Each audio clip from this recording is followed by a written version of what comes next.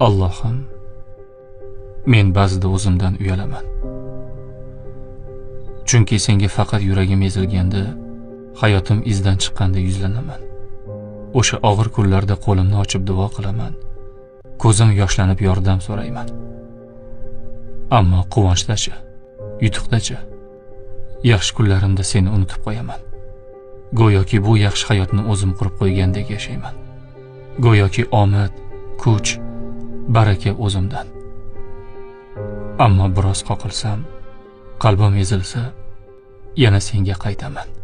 Yana duo, yana iltijo, yana kechirim so'rab. Va har safar sen meni kechirasan. Xuddi hech narsa bo'lmagandek.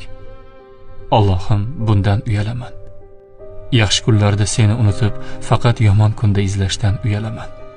Iymonim faqat sinovda namoyon bo'lishidan uyalaman. Sen bergan quvonchli kunda senga shukr qila olmasligimdan uyalaman.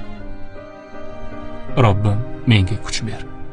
Faqat og'ir kunda emas, har kuni, quvonchimda, tinchligimda, yutuqqa erishganimda seni eslashga kuch ber. Meni shukr qiluvchilardan bo'lishimni nasib ayla.